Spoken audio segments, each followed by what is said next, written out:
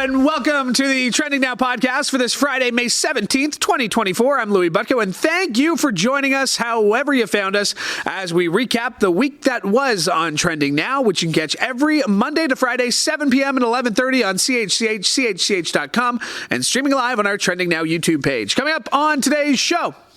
After 3 long weeks, the criminal trial of former President Donald Trump is nearing the end as star witness Michael Cohen continues his testimony next week after the prosecution announces he will be their final witness. What comes next? Our Trending Now host Nicole Martin joins us with more. Remembering Darren Dutchyshen, the longtime TSN sports anchor, passed away this week at the age of 57. And world number 1 golfer Scottie Sche has a day for the ages after being arrested and charged following an incident at the golf club that's hosting the PGA Championship. Well, he goes out and shoots a 5-under to sit near the top of the leaderboard. Heading into the weekend, we'll get into all of that. Emily Tayler's going to start by. Emily Martin was somebody I went to school with, actually. So a little shout out Emily Martin, hey, who I went to elementary school with. Nicole Martin, Emily Tayler are going to be my guests on today's show. A little bit different, a little bit frantic, and let's just talk about that. I mean, what a day. Yeah. With so much happening, and I know the show's trending now, and we talk about it all the time. And you know, the challenge of this show is like putting together these packs where we get to tell as much information as the time gets closer and closer to 7 o'clock.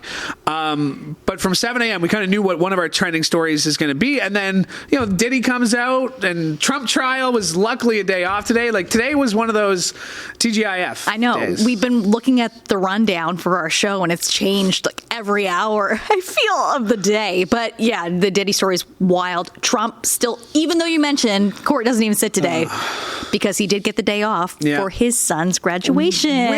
Which the conservative media went pretty nuts about. That like this judge is not going to even let him go see his son graduate. Which turned out to be like so not true. And here we go. Yeah. I made the joke that someone is going to have to point out to who Barron is when he crosses the stage. You don't need to point him out. He's so tall. So tall. I couldn't get over it. The Trump trial, though, pretty big week with Michael Cohen sitting for testimony. What did you take away from how this week played out? It was so interesting to talk with legal analysts this week about Michael Cohen's testimony and how different it was from Stormy Daniels. Like, we talked about that last week. She was fiery. She came out with all the dirty details of her affair with Trump. Cohen was super calm, very calm, cool.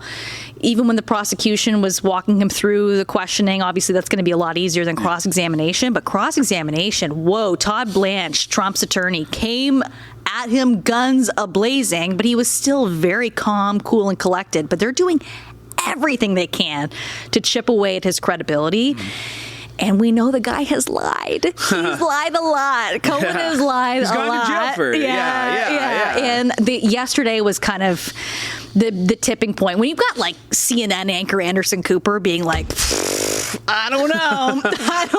He was sitting in there and they caught him in a lie. Was it a huge one? We'll have to see what the jury made of it. But essentially, it all comes back to these 2016 phone calls. And Michael Cohen testified just a few days prior that one of these calls in 2016 to Donald Trump's bodyguard was so that he could talk to Trump about the Stormy Daniels deal. It turns out Michael Cohen, and God knows how this all came to be, was being harassed by a 14-year-old online or through his text messaging. I don't know. And so he was calling Trump's bodyguard about that. And so they said, okay, you lied. Yeah. You straight up lied. So how much of these phone calls from 2016 can you truly remember? And that's really at the heart. He's the only witness that can directly tie Trump to knowing that these payments to him were reimbursements for Stormy Daniel payments. Well, these charges, they had to go literally check by check, right? There are 14 checks or 12 checks, whatever it is, but that's the same number of charges that he's facing when it comes to fraudulent documents. Yeah, he's got like 34 counts in his indictment. But yeah, the checks were very interesting because it wasn't just $130,000 that he was paid. It was like $420,000 that he paid. And this is while Trump was president. Yeah. So these checks were being written possibly in the Oval Office. Which is one of the defense arguments, was that Trump was signing so many things, so many checks in the White House. How can he be expected to know which check is for what? Trump tried to downplay, like Trump's defense is trying to downplay that Michael Cohen acted alone, that he set up these payment plans on his own accord. And everything people know about Donald Trump and the way he does his business, his books, I'm sure, talk about having to micromanage everything. It's almost unbelievable. And that's sort of what I think the prosecution is trying to get to, is to say that, if Trump didn't know this was happening, then that's a terrible defense. But that's kind of what they're going with. Exactly. Yeah. His hands were absolutely in everything. The other big thing that Trump's defense is doing a pretty good job at is looking at Cohen and how much he hates Trump. So you have this Michael Cohen in court that is calm, cool, and collected, and then you have the Michael Cohen online. There he is. Hey, Michael Cohen.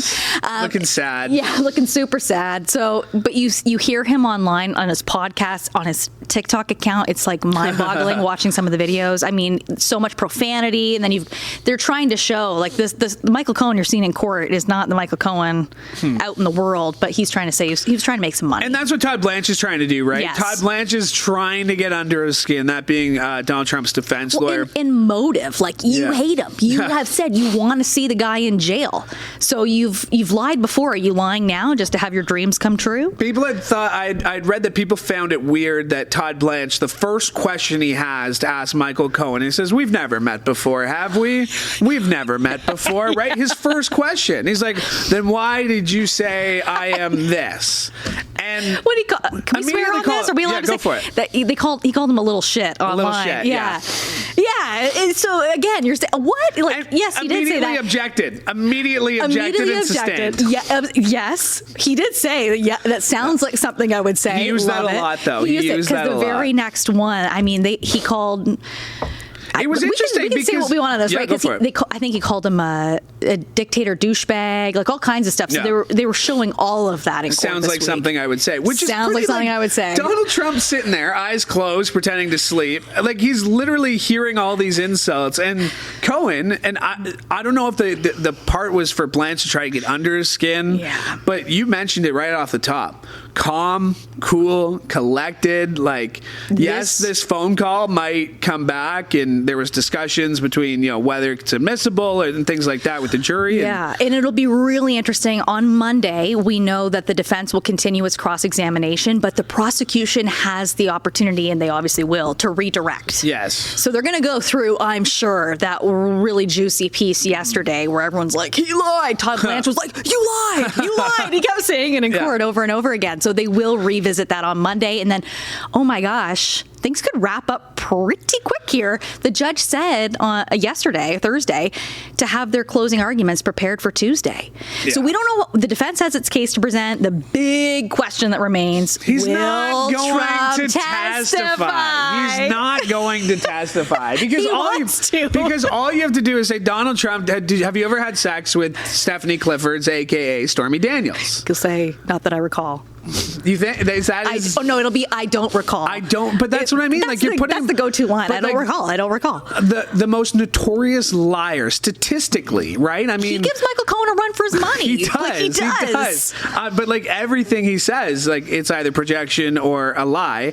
I can't imagine Donald Trump being on the stand. I think it might break the internet if it would. I mean, it would be our top story for sure on Trending Now. But it might break the internet if Donald Trump, swears an oath to tell the truth, the whole truth, and nothing but the truth. I don't know. Do they do that still in court? Oh. I think so. Yeah. Yeah. I haven't been to court in a while. Oh, I'm not one of those They have hard-nosed. the Bible and everything. I'll ask Emily Tayler about Canada court if they got to do that too. Yeah. Do they? Yeah, but you don't have to swear on a Bible. No, you can affirm. Anything. You can affirm as well. Affirm on a dictionary. But we know the Bible is his favorite book other than The Art of the Deal. Well, so especially he would hold up The Art of the Deal and say, I swear to tell the whole truth. Especially if it's his own Bible that he's selling. That's true. The God Bless the USA Bible. That's for only $65. It can be yours. Find the link in our bio. The funny thing about this Trump trial is that in the midst of it, there's still a campaign going on. And you mentioned Barron's graduation today. That was in Florida. Yep. But then what is he in New Jersey for a rally, or he's He was, and he's going to Minnesota. Next. I mean, he's bouncing around right now. And speaking of the election, less than 6 months away, we said that a pretty strange kind of video out the other day with Biden. You know, like, you want to go? Like, you want to do this? Let's do this. Let's have a debate. Do it, pal. And then Fast and Furious. They're like 2 debates here, and then let's go. I know, and it actually kind of surprised me that Trump agreed to the CNN debate, because he obviously has had a lot to say about CNN. Yeah. So that one's coming up in June, and then the September one's on ABC. But yeah, what? The back and forth online too? Yeah. Going at each other. But Biden's video... It was pretty good. Listen, it was good, but how many cuts were Joe in Biden. it? Yeah. How many cuts were in it? Joe, did Joe. you memorize the whole thing and then you're like messing up? I don't know. But Trump, oh man. I'm really not looking forward to this debate. Well, no, because we remember 2020 and it was just them talking over top of one another, Biden telling him to shut up. And you and Matt were talking about that at the desk the other day, and it was like, was that only 4 years ago? And it feels like a lifetime ago, because these two men are on the other side of 80, right? I mean, like, I don't want to watch. Trump's not 78, sorry. But yes, Biden is, I know. But like, I don't want to watch 2 geriatric old men argue, like, lose their train of thought. Like, I remember watching the 2020 ones, and maybe it's because everyone has the impression that Joe Biden is older and will lose his train of thought, but he actually came out swinging. Like, a lot of people said he won both of their debates in 2020. He's pretty sharp. Oh, and absolutely, like, State of the Union a few months ago, same idea. Like, people, like, most of, like, the hard right media coming out and saying he must have been on something. And even this week, there's like guys on Belomo, whatever, Fox News, being like, I have proof, I have evidence. A North Carolina Republican, whatever, who was a former surgeon, I think, right? Practicing surgeon. He's like, I got proof that he was jacked up on something. And Maria Bartiromo is like, well, what is it? He's like, I'll tell you off the air. And it's also, like, so what? Is it? I guess it's illegal there, but athletes, come on, people do performance enhancing drugs. So Joe Biden took to Twitter to say, I've received and accepted an invitation from CNN for debate. Over to you, Donald. As you said, anywhere, anytime, any place. Stark contrast in tone. Trump wrote on his Truth Social, it is my great honor to accept the CNN debate against crooked Joe Biden, the worst president in the history of the United States and a true threat to democracy. Likewise, I accept the ABC News debate against crooked Joe on September 10th. And then he said, let's get ready to rumble. November 5th cannot come soon enough. And then everything that's going to happen after November 5th, I think, is going to be interesting. Pray to God we don't have another Capitol insurrection, because that's what happened last time. That is what happened last time. We were talking big plans for the weekend. You said? Nothing. Absolutely nothing. Isn't that great, though? Just hanging out, relaxing at home. How about you? Relaxing, chilling out, relaxing, all cool. Yeah. Nothing. Yeah. Victoria Day weekend. Well, Are we losers? It's Victoria Day weekend. Listen, we're in our 30s.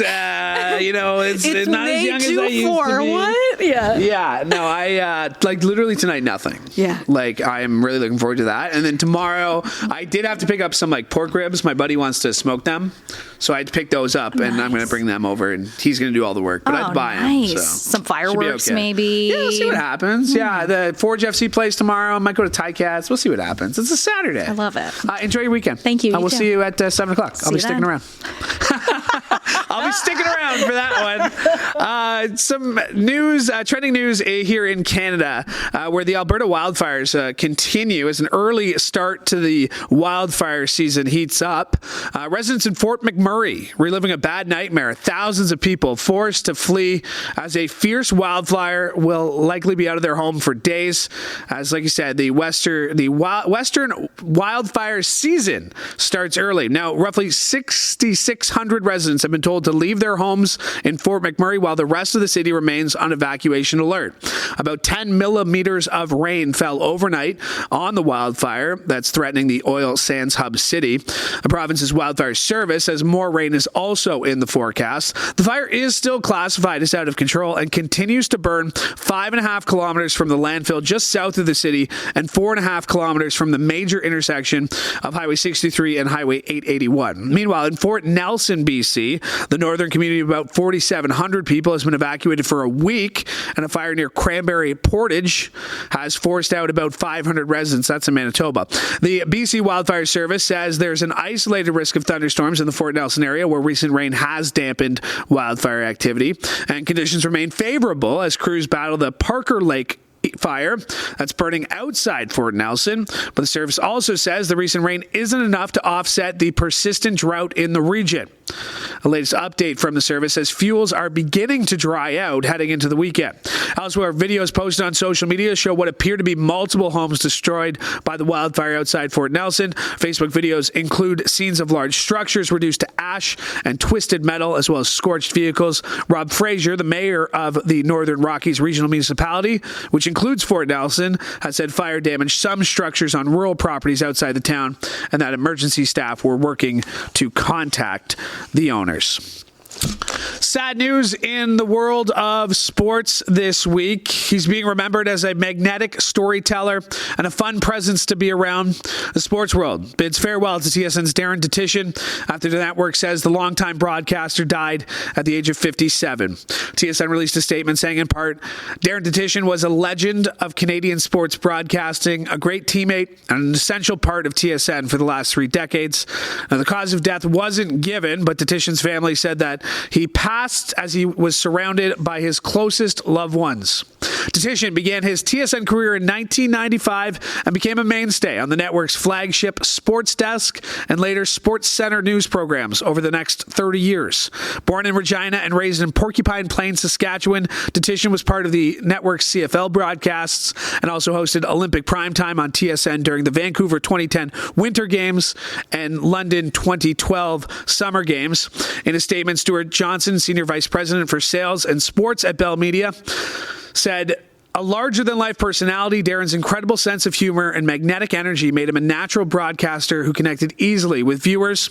His enthusiasm reminded us every day of why we love sports.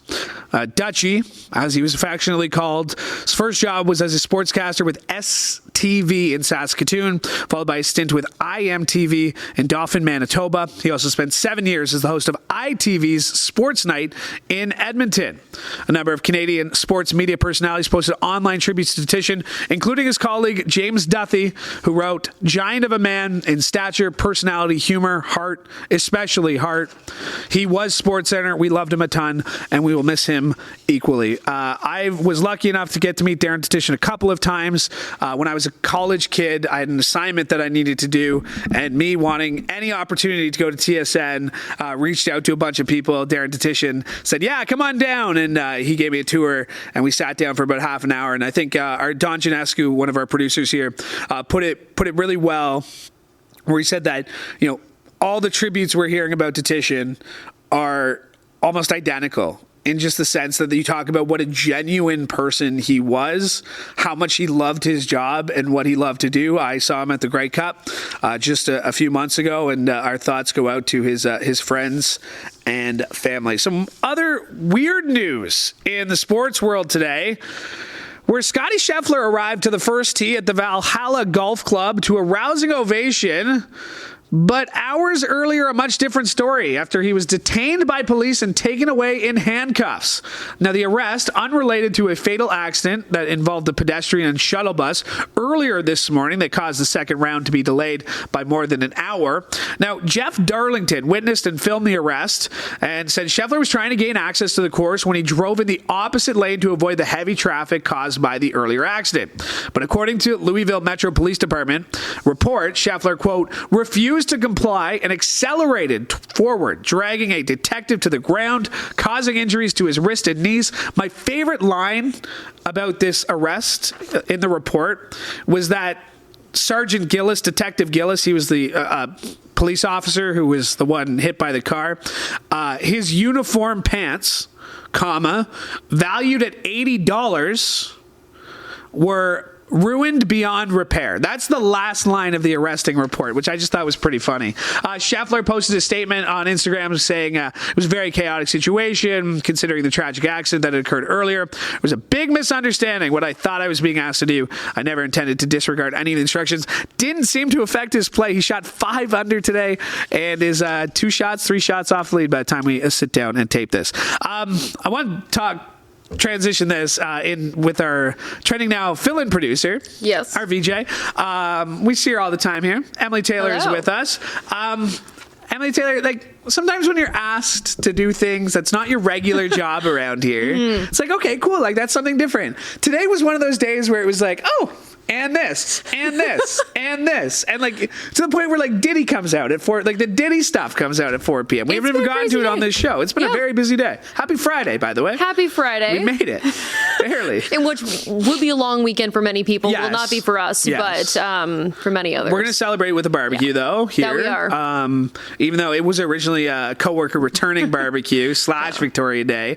Now it's just a Victoria Day potluck, but we're still going to have some fun. Chantel's going to fire up the barbecue is what I've been told. Exciting. Yeah, that's. She said that she was voluntold, and I said I could do it for her, but if she really wants to. I thought it was going to be used, so you've been pushing this. I don't do much else around here. Yeah. The least I can do is fire up the barbecue. No, you're doing plenty for us today with both the Scottie Scheffler story and also our regular sports and our podcast. It's a big Friday. And it is a big podcast. Yeah. This Diddy video, it's one thing to see it in writing, this complaint, this civil suit that was settled in November. one day. Yeah, in a day in November. The video comes out today. Pretty damning video for anyone to see. Yeah. It's very shocking to see. You're entirely right. All of these allegations were things laid out by Cassie Ventura, his ex-girlfriend. But to see it actually take place is a very different thing. I know we were watching as it first came out and all of us gasped and then had to have a conversation of what do we show? Do we show the whole thing? It's a very shocking video where you can see just how violent Diddy appears to be. I know it's not funny. We're not joking, but he was wearing a towel the whole time. That was the towel element, staying on was pretty impressive. He was literally running down the hallway. Yeah. Towel stayed on though. This Diddy stuff obviously not going away. The allegations, you got these lawsuits. He's still kind of hanging around. Like he still shows up here and there, right? Like it doesn't seem to be affecting too much, and I wonder if that's because a lot of what he's facing are civil lawsuits, not necessarily criminal prosecution at this point. It looks like there's some investigations. I mean, you remember when his homes were raided? Just a couple of months ago. I think he was like fleeing. Like there was a rumor that he's on a flight to Mexico or something. Antigua, I think it was. Yes. His jet was seen in Antigua. He was found at the Miami airport. No one really knew if he ever got on the plane or not. But yeah, both of his homes were raided, and that was by the same division of, I believe it was the FBI that does human trafficking investigations. So some speculation there, some online allegations, potentially including sex trafficking, but no actual charges laid in that area anyways. Everything else is all civil lawsuits, which, at least in the case of Cassie, settled in a day. We don't know if it involved an NDA, if it involved, like, what exactly took place there, because we don't know a lot of the, like, how much money was paid out, things like that. So he's kind of able to keep it hush-hush through those means.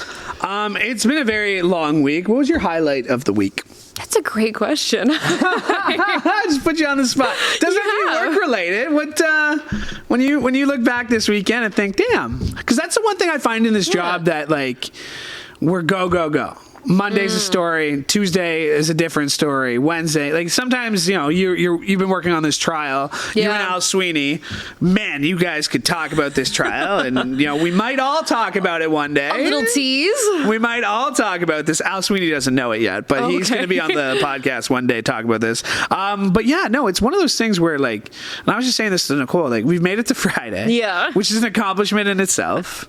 But yeah, when you look back on the week, it's just like, man, like here we are, middle of May. Like nothing really jumps out though, does it? No, well, it's crazy. Like you said, every single day is different. So I couldn't even really tell you what I did on Monday, Tuesday, Wednesday of this week. I'm literally trying to think what stories did I do. I know I was reporting. Yes. Monday was a really great story. I think it was Monday anyways. Was a really great story. there was a new study out from the University of Calgary and the Canadian Cancer Society looking at rates of cancer in Canadians, looking at overall decline, which is, I mean, good news all around. Obviously not perfect, but good. And I got to talk to the organizer of Bright Run, which is right here in Hamilton, and they raised money for Juravinski's cancer ward, and they were really awesome. So that was a really nice story. I really like getting to talk to people who are excited to tell their stories and excited to share. And in this case, the woman I spoke with just really wanted people to go and get tested, right? That's her whole mission. So it was really, really uplifting to talk to her. That's great. Yeah. So Nicole and I were saying that neither of us have huge weekend things going on for Victoria Day. You have to be, you're the younger one here. You have to come save us. What's going on? What are you getting up to? I do have a fun thing. It's not necessarily like a young person fun thing though, so you might be disappointed in me. Back in August, I bought tickets to a Mirvish production in Toronto of Hadestown because it came in, I want to say the summer, and I missed all the dates. It was around when I got my wisdom teeth out, so it just wasn't going to happen for me. Yeah. And they have a 2-week revival, so I bought tickets months ago, and now Saturday, going to be in Toronto, dinner reservations. My boyfriend and I are going to go watch Hadestown. Oh, so that's fun. Yeah. So you're making a whole day in Toronto? Yeah. Go train or drive? Go train always. Okay. Yeah. I cannot drive in Toronto. Especially I won't the Gardner. Somebody was telling me the Gardner's all messed up, and I was like, you couldn't pay me to drive to Toronto. No, you could not pay me money to drive to Toronto. Especially, listen, GO train takes a lot of crap, whatever. It's not the fastest train. But you get that $10 deal on weekends. That's true. I forgot about that. Make sure you buy online. I'm here doing that. saving you money. I know you're very busy, so I appreciate you making the time to be on the show today. Thank you for having me, You Louie. really made it a show, because just one guest, it would have been like, 2 guests, make it a show. Oh, whole show. Thank you. Thanks, Louie. All right, my thanks to Emily Tayler for joining me. My thanks to Nicole Martin as well. Chantal Grillo directed today's show. Thank you, Chantal. Really appreciate it. And you know what? I will barbecue on Monday for you. I won't stick that job on you. Thanks to everybody who made this show possible, and thank you for listening. Make sure you follow all of our Trending Now socials. That includes on X, YouTube, and TikTok. You can find us at Trending Now CHCH. And while you're liking and subscribing, hey, why don't you go ahead and do that to our CHCH podcasts, which you can find wherever you get your favorite podcasts, Spotify. You can watch the episodes on YouTube, or you can go to chch.com/podcasts. On behalf of all of us here at CHCH, we hope you have a healthy and safe Victoria Day weekend. Take care.